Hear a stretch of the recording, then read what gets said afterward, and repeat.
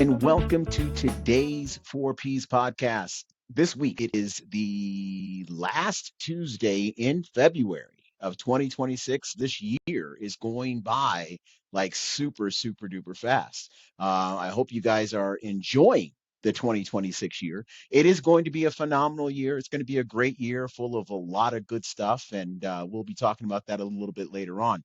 But what we are talking about today, everybody knows I'm doing the CrossFit competition. I'm doing a couple of them. I'm doing one in, it'll be Charlotte, North Carolina, on the 18th of April. And then I'm also going to be doing a CrossFit competition in June 6th and 7th in the beautiful city of Sydney, Australia.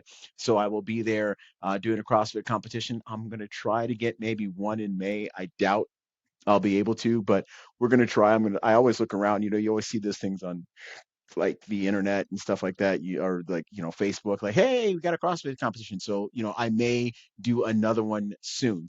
But I messed my back up doing deadlifts. I actually did a great deadlift, and then the very next day, as any 55-year-old man will know, then I threw my back out. It was pretty crappy. And so I took a couple days off, and you're supposed to. If you get injured, you're supposed to. I'm not saying don't.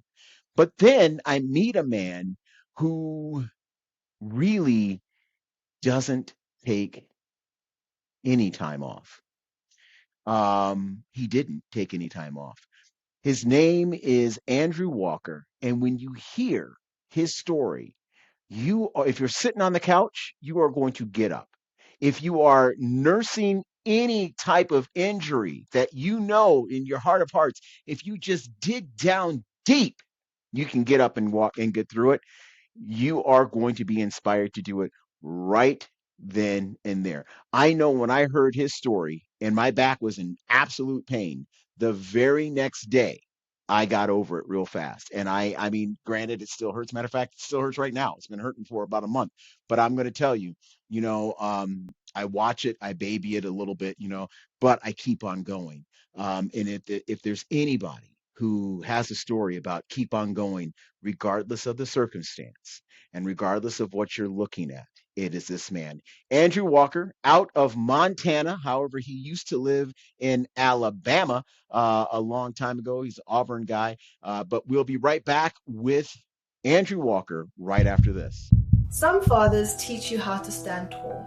Others teach you how to survive. In Lessons from My Father, Dr. Travis Gothans II confronts the legacy of a powerful, complicated man and the truths no one talks about. This is a story of discipline and damage, loyalty and fear, love that left scars. Because sometimes the hardest lesson is understanding the man who made you. Lessons from My Father. Available now on Amazon, Barnes & Noble, and anywhere you buy books. Welcome back to the 4Ps podcast. Again, like I say this every week, and I will continue to say it every single week. We always have phenomenal guests on our program, and today is no different. We have someone who has been on one of my best friends' podcasts, Joe Jackson. Matter of fact, Joe introduced me to Andrew, and here is the thing. So Joe, obviously her podcast is out of Sydney, Australia. My podcast is out of Asheville, North Carolina. And I was introduced to an American by an Australian while the Australian was in Australia and the American is in America. So that's how that goes. You know what I mean? And that's what we have.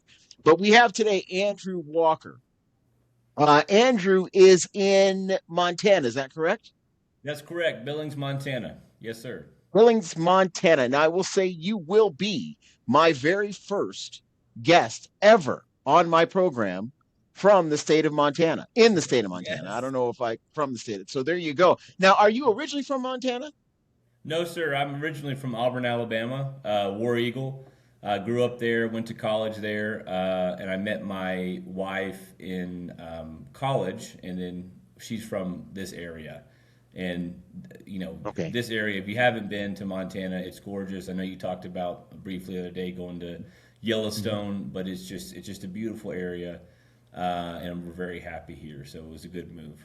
It's not as It hot though. is. No, it's not hot. But now in the wintertime, does it get like brutally cold?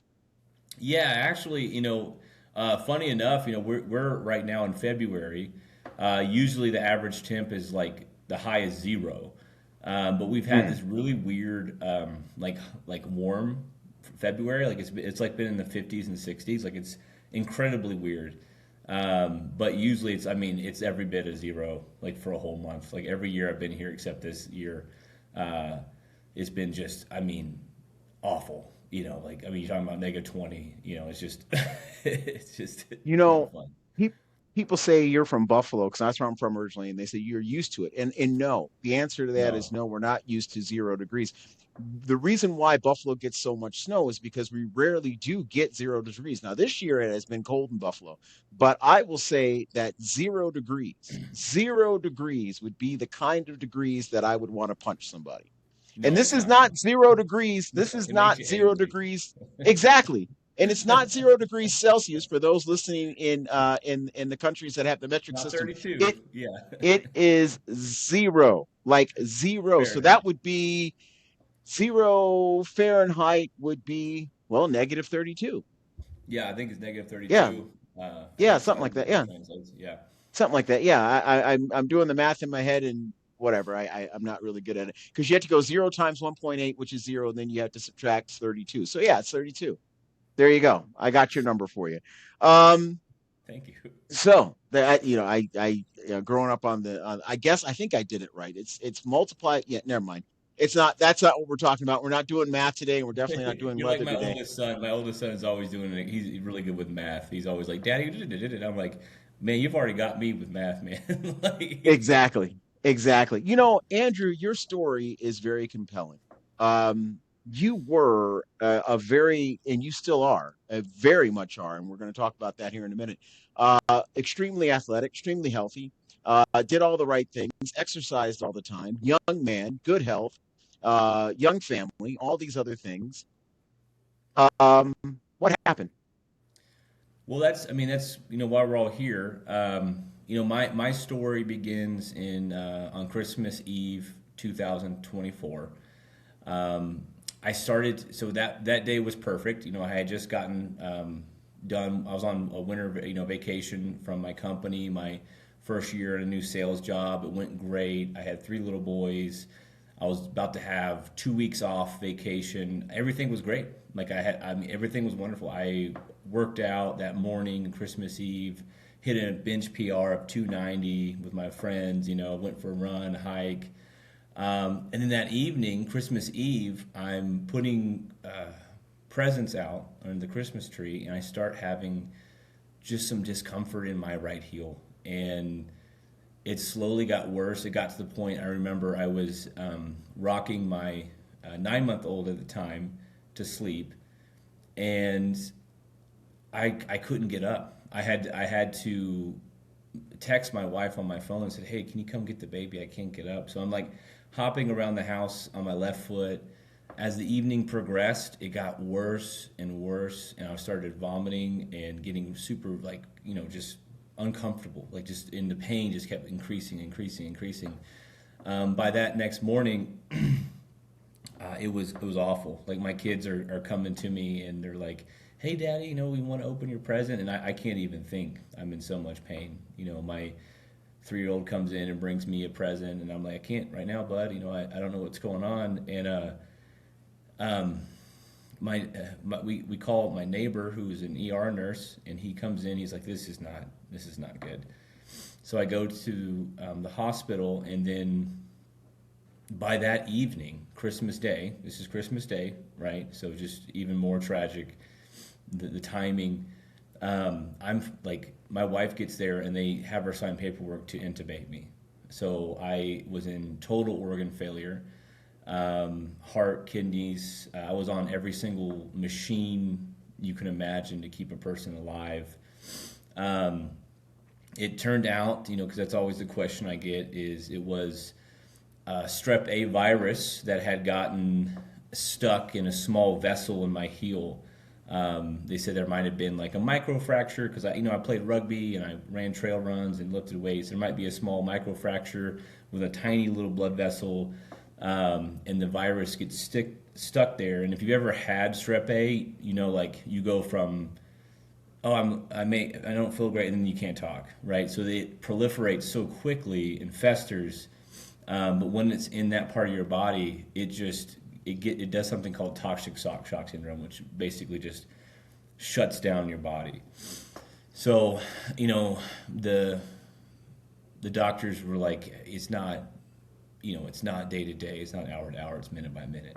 So I had family flying in. We don't know what to tell the kids. Like, what do you say to a 3 or 8-year-old that your dad's going to die? Yeah. And they went through and amputated multiple times. I think the 26th or 27th was the first time on 2024. And once they amputated, and I started, slowly regaining, clearing the infection. I still spent about 3 weeks in the ICU in this pretty much delirious state, where you just have these it's called ICU delirium, where you have these super vivid dreams and altered realities of what's going on. And then I suddenly just popped awake on January 9th of 2025 with no memory of what happened. None. And I'm just sitting in the room, and my wife had just left temporarily. And I remember, the nurse walked in and was like, "Oh, Andrew, you're awake." And I'm like, "Of course I am. What's going on?" And I had dysphagia, which is I couldn't swallow very well. I had dysarthria. I couldn't speak. There was substantial nerve damage in my remaining left foot. So it was just completely limp, it couldn't move. And my wife came in, and I, said, "Hey, what's going on?" And she told me the whole story. So it was just for me, it was just like that, it just, all of a sudden I just woke up and everything had gone south. Everything. Mm. So, and I'm saying this, I'm going back to this story, and I do want you to finish the rest of the story. Don't get me wrong, but I want you to go, because I know what the audience is thinking now, because and I'm not saying my audience is me, but I know what I was thinking. When you first told me this story, I am listening to a man who on Christmas Eve went to the gym, just had a PR on a bench press, okay, in great health. You weren't sick the whole day. Is that correct? You just started feeling pain. That was it, right? That was it. Okay. All right. And so, all right. So keep on going. Mm-hmm. So, this all came, pretty much just blindsided me and the family. Luckily I have a very strong wife who was there the whole time. Visitor hours didn't really apply for her. She slept there, and she was there the whole time, and she was just advocating, just fighting for me the whole time. But I transferred to a rehab hospital after that, was there for about 2 weeks. And that's a very safe environment where you can, get better, get stronger. I remember the first couple days, just getting up, just sitting up in the shower. I remember they got me in the shower. That was the first thing they did. And I just felt like I was going to pass out. I had to grab on to my occupational therapist, and because I just started seeing just dizzy because I hadn't been up at all. But I got a lot stronger at the rehab hospital, and then I went home, and that's when things got real tough. And when I was in the rehab hospital, I did meet with a counselor, and he gave me a pen and a notepad. He said, "I want you to do two things. I want you, on the first page, I want you to write down everything that you're concerned about. And I know it's a lot. I know it's a lot that can you go to work? Are you going to be able to walk again? Am I going to be able to drive again?" So I wrote all this stuff down. And then he said, "I want you to just leave that there. And then what I want you to do is every day, I want you to find something that gets a little bit better." And I didn't immediately do this. I went home because I was feeling really confident at the rehab hospital because once I was able to move and eat again, I mean, my strength went right up. But when I went home, that's when the reality that not having a leg and having nerve damage and not being able to speak correctly, nothing's ever going to be the same. And it really hit me very, very hard. It was really tough. I got very, very depressed. And my wife was like, I think you should start journaling. I think you should start writing this stuff down. And, I started writing stuff down, and then, at first it was hard finding positive things when everything was so dark, but I started finding little things that I got better at. I was like, hey, today and it started off real small. It was like, today I got my clothes out. My wife didn't have to get my clothes out today. Today I made breakfast for myself. Today I made breakfast for the kids. I poured a bowl of cereal. And so what this was doing is it was reprogramming my mind to find some positive and forcing me to be positive in a moment where there really wasn't any, like it wasn't a positive moment in my life. It was the worst thing that's ever happened to me. Absolutely. And I remember meeting with my prosthetist, and he was like, usually it takes about 3 months to get a prosthetic, and then it's about, 9 months on average before you're walking again. And I told him, I was like, that's just not going to work. Like, I'm the breadwinner for my family. I have 3 little kids. You only get so much time with your young children. I don't want to spend it in a wheelchair or with a crutch. And so I healed pretty quickly because like I said, like I told you before, I was a healthy person before this. So my body started healing itself, and my stump healed enough. And then by March of 2025, I had a prosthetic. And then by May, I was back at work. I was driving around, on my sales job, seeing my customers, and I was walking without anything at all. Like I just was walking with my prosthetic leg. And then in July, I got a running blade, and I started running. And just these. So you went from, you went from January 9th, essentially, okay, to July. So you went 7 months. You went from 7 months from not walking at all to celebrating pouring your children a bowl of cereal. Yeah. To 7 months later. I mean, seriously, that's what you did. Yeah. From celebrating pouring a bowl of cereal all the way to now you're in July, and now you are running. And again, it's a slow process, but I'm able to do it, and I've gotten even better since then. I remember there's several different organizations for amputees. One specifically is called the Challenge Athletes Foundation. And in September, in San Diego, they put on a mobility clinic, and I showed up there, and then people there were asking me, like, so how long have you had, when did you lose your leg? I'm like, last Christmas. And they're just like, you're already out here, like, so yeah. It's just, I think that if I had something to say something to your listeners and anyone listening to this, is that, it's kind of something you hear a lot, and you kind of take for granted, or you see as being a trite advice. But the focusing on small, incremental, positive gains do stack up. They do. Okay. And if you can just focus on just getting a little bit better at something every single day, I was able to crawl myself out of it's the worst thing that's ever happened to me, and it was a nightmare. And then, a year on my anniversary, a year from that, I was celebrating Christmas, and family came over and got to open those presents. I missed all the Legos. It's awesome. So yeah, it's just, I know you talk about this a lot in your podcast about positivity and focusing on it, but I just want to offer a case study of what it can actually do. And to anyone listening to this, like, just focus on the positive, and where could you be in 5 months, 6 months, a year? You kind of answered the question I was going to ask next. losing a body part, okay, any body part, um, has to have a level of depression. I think a leg especially, because they're so important.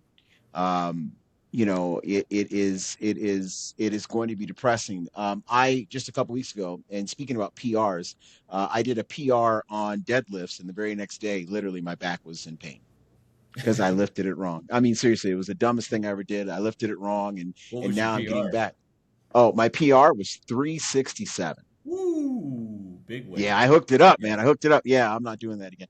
No, at least at least not for a little bit. It was But probably the but the deadlifts. it was As definitely a the former therapist. absolutely. But it was, and I had my back wrong. I did it wrong. And it was in everything about it was stupid because it was a massive jump. I just thought I was bigger than what I was. But I remember just, you take for granted your body. You take for granted. Like one part of my back was in pain, and there was like even putting on socks for about 6 or 7 days was very hard for me to do. Now I went back and exercised. I just did upper body stuff, but even like putting on a sock was difficult. And when I finally did get to put my sock back on without feeling any major pain, it was a great feeling. You Now, there was not in my case, I knew that my back was going to get better. I knew it wasn't over. In your case, you literally lost it. It's gone. It's gone forever. Okay? It doesn't grow back, it doesn't heal. You are now going to have to live with the fact that you are now without that leg. You were and still are very much a active individual. Um, what would you and the reason why I'm getting ready to ask this question is because I'm thinking about people who have lost far less and have just given up. And for valid reasons, sometimes when you do lose something like that, you go into a stage of, and I don't want to say self pity. I don't want to say anything like that. It's just that, oh my gosh, it's gone. What would you say to someone, you know, um, that's going through, and I don't want to say loss of a leg because loss of anything that they think is important. What would you tell them, and how would you encourage them to keep moving forward, very much like you did? Well, first of all, I don't like to minimize what people are going through. Like I'm Hmm. not here, and I know you're not saying this, but I just want to make sure that like I don't come off like that. But like everyone's going through something, and Hmm. and it could be, whatever it is. It's tough for you, and I understand that, and I'm not trying to like one up you with my story or anything like that. But Hmm. I would say, just keep going. Just find the positivity, and like it does help to do what I did at first, especially to write it down, to make yourself actually journal something good that happened. And what it will do is you'll start focusing on that rather than the negative, and it will help you. It will pull yourself out of whatever it is that you're going through. And it may seem like something that again is like, oh, it's too simple. It'll just be positive, like just smile through it, just whistle past the graveyard, but it really works. It really does. And once you add up all those little tiny wins, you are now thinking more positive. You're now much closer to whatever goal that you needed to achieve, and it works. like that's all I can say. It actually works, and I'm evidence of it. And whatever you're going through, just keep going, baby. Just keep pushing through, Brilliant. and it's gonna get better. And you'll find the light, but you have to force yourself to see it, to see the silver lining, to crawl yourself out of the darkness, out of the pit that you're in. But you do what I can say. What I'll say this. I'll say this, Trueness. You have the ability to fix it. You do. That's what I'll say. I'm going to, and I'm speaking as a father. You're a father. We were talking a little bit before we started doing the interview. You know how kids are, and this, that, and the other, and you got three boys and things like that. Um, one thing that is always, as a father, one thing that has always motivated me is my children, because I'm not thinking about my future when I do something as much as I think about their future. And there's about 4 or 5 sentences that you said during this interview that tells me that, number one, you're an extraordinary person, but you're an outstanding father. Because I think what drove you, I mean, I know I'm an active person. First of all, you said you're an active person. Okay, that's for you. Okay, I'll give you that. But you're active because of your kids.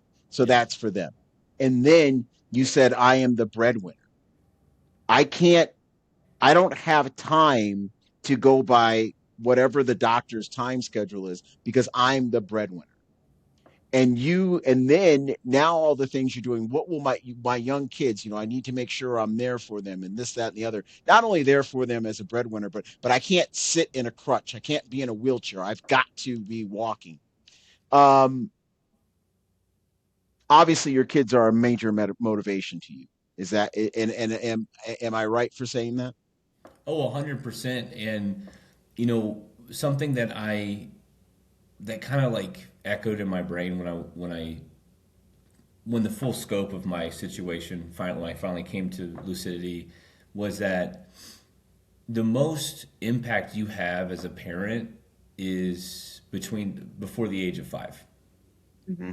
And I have, one kid that's older than that, so my time with him is already diminishing. I had one kid that is, 3, going to be 4, so I only have a little bit of time left with him to be impactful in his life.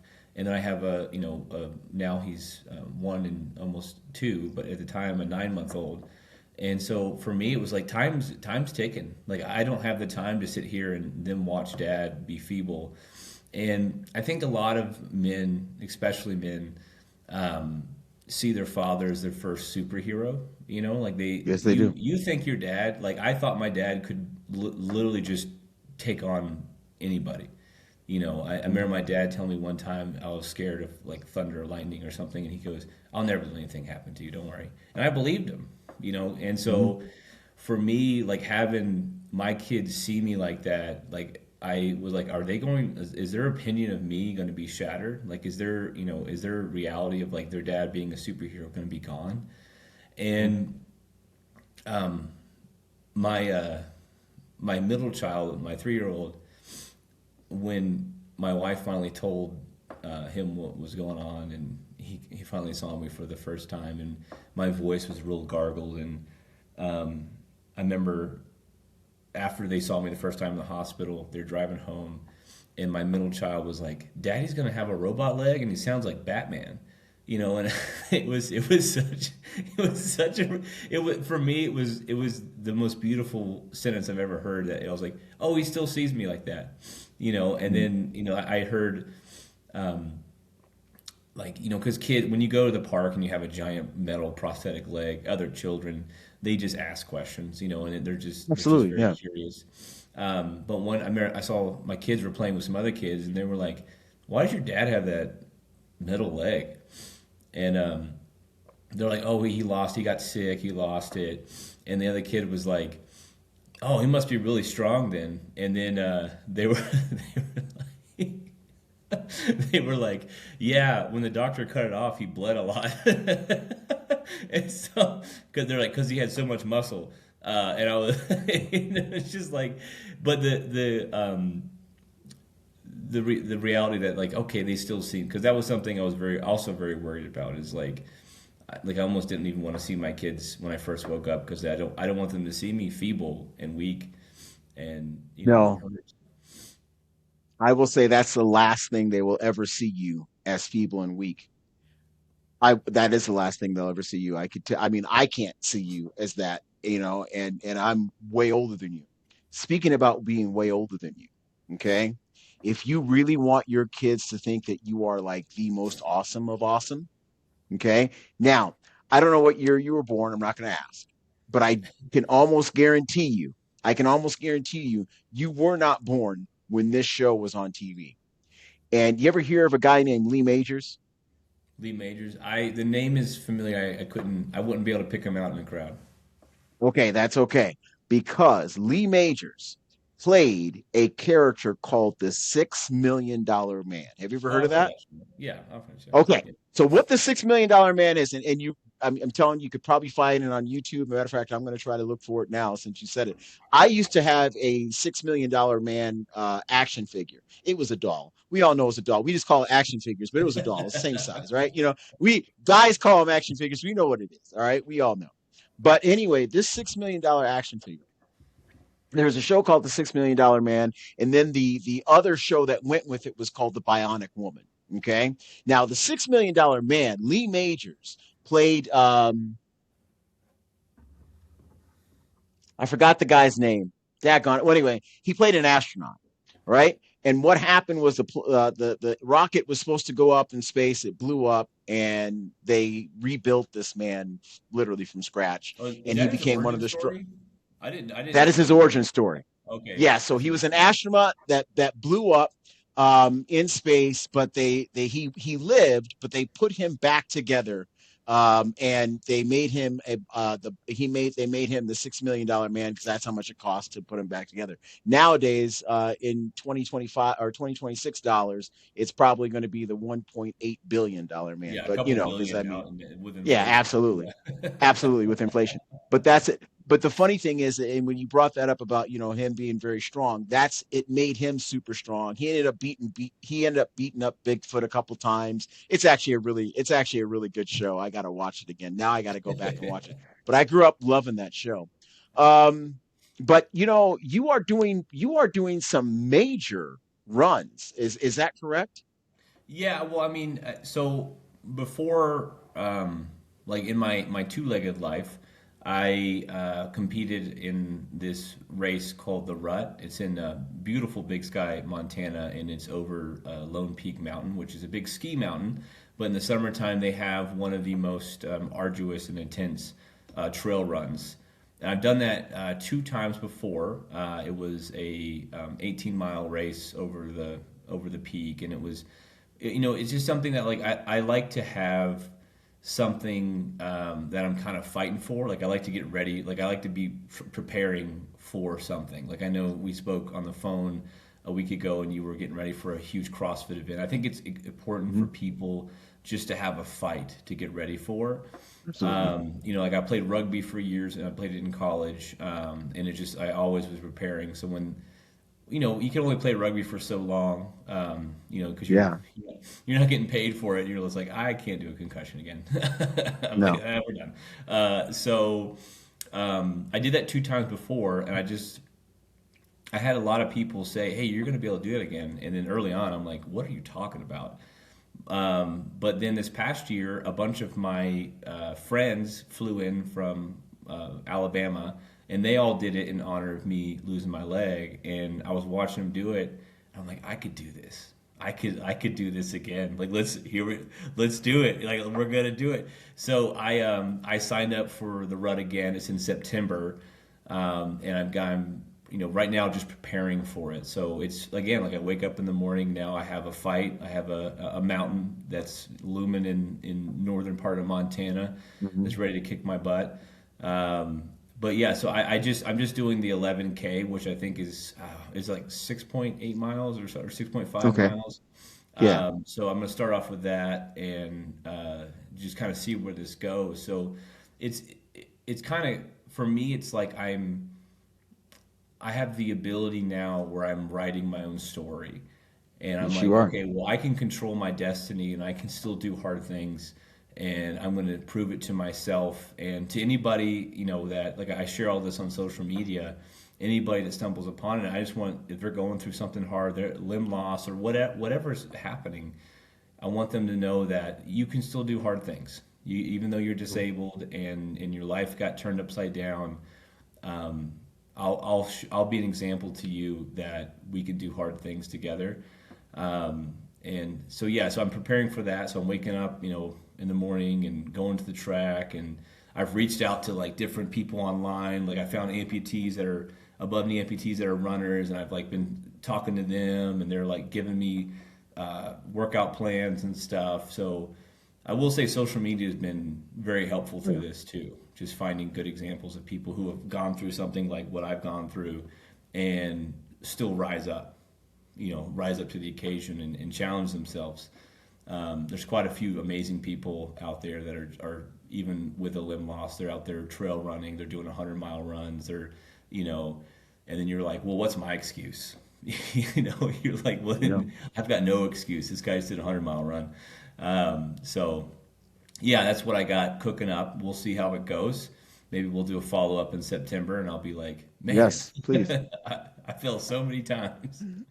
I would love to. I would love to have a follow up with you in September. I really would. I am going to follow you seriously throughout. You're going to see stuff not only on our, anytime you have an update, send it to me so I can just like give an update, even if it's like film, send me a clip, whatever of your progress. And when is the rut? It's in. You said what month? September. I believe it's September 13th or 14th. Is that weekend? It's a weekend, so I think Okay. it's a Sunday.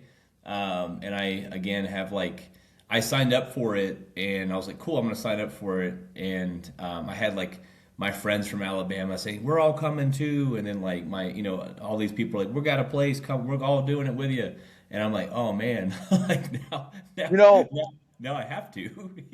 I am going to say this. I think I may have a special podcast episode, if you don't mind, and love to come up there and watch it. I am Yeah. not going to run it. That is for sure. I'm a CrossFit guy. I like running very short Oh, you distances could because do it. You I could do probably it. could, but You could do the yes, 6 mile thing. Yeah. It's just like a jog. absolutely. You know what? Yeah. I may, you may have me thinking about something here. I mean, Oh, I've been doing new next things. food is Goggins There's on a the couple things. mountain. There's a couple things, there's a couple things I've been wanting to do. So obviously, CrossFit is new. I'm a hockey player. I love playing hockey, just like you Oh, playing rugby. really? Oh yeah, love hockey. And then I did start getting into rugby, and I watch it all the time now because of going to Australia and New Zealand and Australia both have superb rugby programs down there. So I usually when I watch it, I watch that, and then I started watching U.S. and Canadian rugby as well.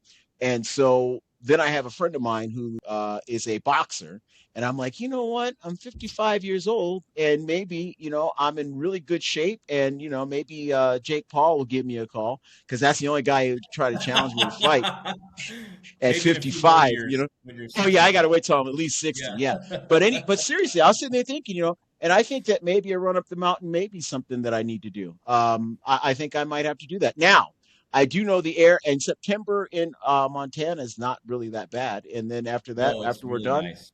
Yeah, it's after I'm actually done, probably maybe it's warm.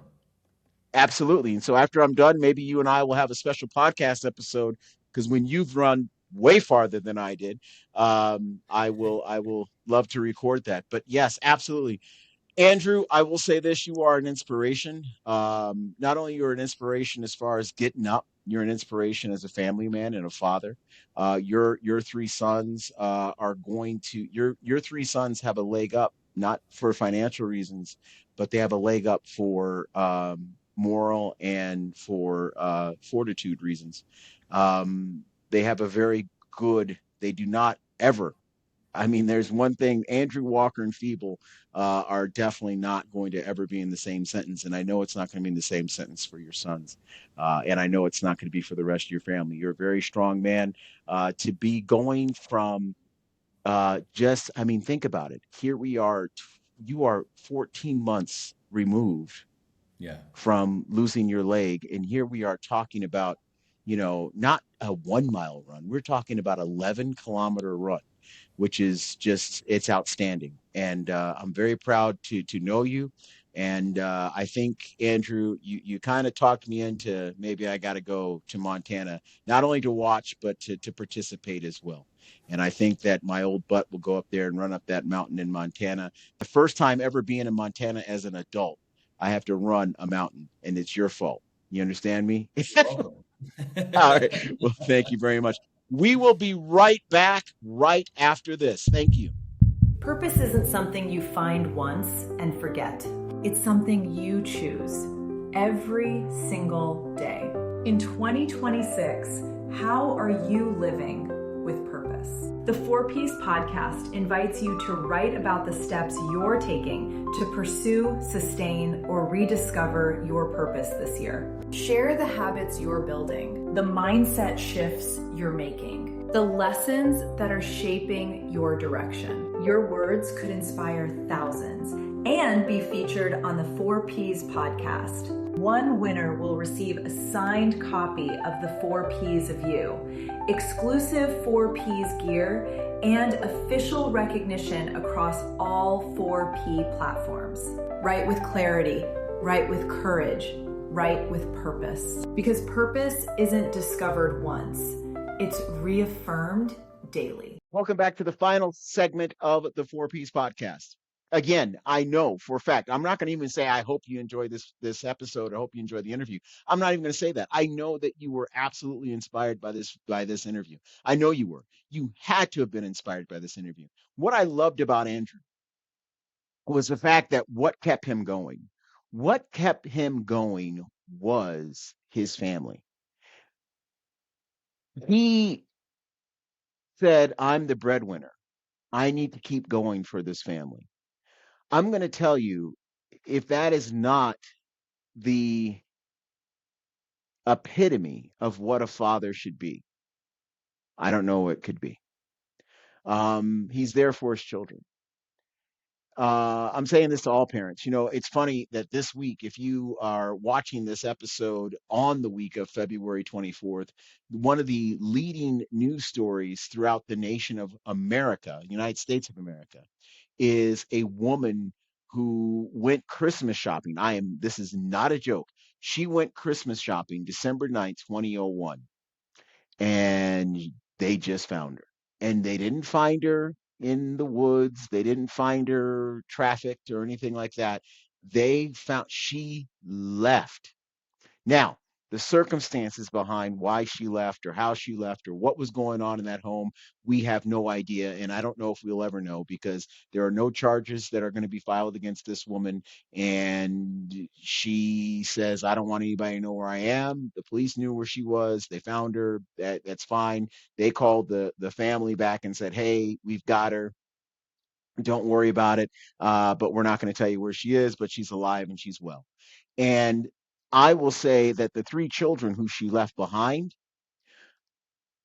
I don't think I'd ever want to talk to my mother again if she did that to me. And I don't know. I mean, again, like I said, I don't know the circumstances, but I am just like probably not wanting to talk to you anymore. But in Andrew's case, Andrew had an excuse. Andrew had an excuse. He had an excuse to sit there and just, I'm done. I'm not going to do this anymore. I'm not going to do that. He had an opportunity to just sit around and do nothing. And you know what? Everybody would understand. Everybody would understand. You really had a bum rap, Andrew. You really did. I mean, you are in great health, and then you, by a 1 in a quadrillion chance, you end up getting the rarest of rare maladies, and now you lose your leg above your knee. But you are 14 months out. A matter of fact, I am airing this on the 24th of February, literally 14 months to the day. 14 months to the day that you lost your leg on Christmas Eve, or you're going to lose your leg. And you are preparing to run not down the street. You're preparing to run up mountains, and you've been doing it. And that is something where that is inspiring. That's why when I first talked to you, I went right back to my CrossFit classes and just bought a brace and called it a day. But I did it because, I mean, it was like, I'm just going to say it. I looked in the mirror after I got off the phone with you, Andrew, and I said, hey, yo, Trueness, stop being a bitch. And that's all I could say. That's all I did. And what you are doing is inspiring. What you are really doing is inspiring. And I hope it inspires the people who are watching this podcast, listen to this podcast, whatever your circumstance is, keep moving forward. Whatever your circumstances, do not use that as an excuse to quit. Don't. You can overcome if you have the will. And I'm going to tell you, Andrew clearly had the will. He had the will to move forward. If you don't have the will, you're not going to have a way. Okay? If you have the will, you could do it. And so, like I said, follow Andrew Walker. I'm going to have his Instagram in the Instagram contact in the podcast notes. Make sure you follow him. Again, get up, do something, move. And it doesn't have to be running and running a 10K or something like that. It doesn't have to be that, but it could be anything. Do not be like Andrew. And again, like I said, I do not know the circumstances behind the woman who disappeared for 25 years or so, but you know, don't ever get to the point to where you're so overwhelmed where you just walk away. Don't, because once you do that, you know, it literally does change the course of history. If he gave up and he said, I can't do this anymore, or if he did anything like that, you know, he could have changed the story quite a bit, and we see it all the time, especially with three sons. Three sons will look to their father and or their mother in any case. I mean, they will look to their parent and they will say, hey, you quit. Why do I have to keep going? But if you keep going, you don't know who you're inspiring. In Andrew's case, I'm going to tell you, he's inspiring a hell of a lot of people. I'm proud of him. He did talk me into doing something really dumb this year in September in Montana. And yeah, I think I might want to do that. I think I might want to, run that mountain. I'm not going to run as far as he runs because I'm just not going to do that. That's what cars are for. But I think I am going to go ahead and run up that mountain. I think it's going to be great. 6K is 3 miles, something like that. I think I'll do that. I think I can do that. Not a problem at all. Next week, we have Leslie Hawker. When you hear her story, and when you hear what she did, this really falls in line with the book we have coming out called Unscrewed. And Unscrewed is about, getting yourself out of that mindset where you're like locked down in corporate America, making you a little bit more entrepreneurial, make you a little bit more free and multiple streams of incomes and things like that. That's exactly what Leslie Hawker was all about. And you're going to hear her story next week. Till next week, talk to you soon. Again, you know what? Get up, do your thing, man. Do your thing. No excuses. Talk to you next week. Bye-bye.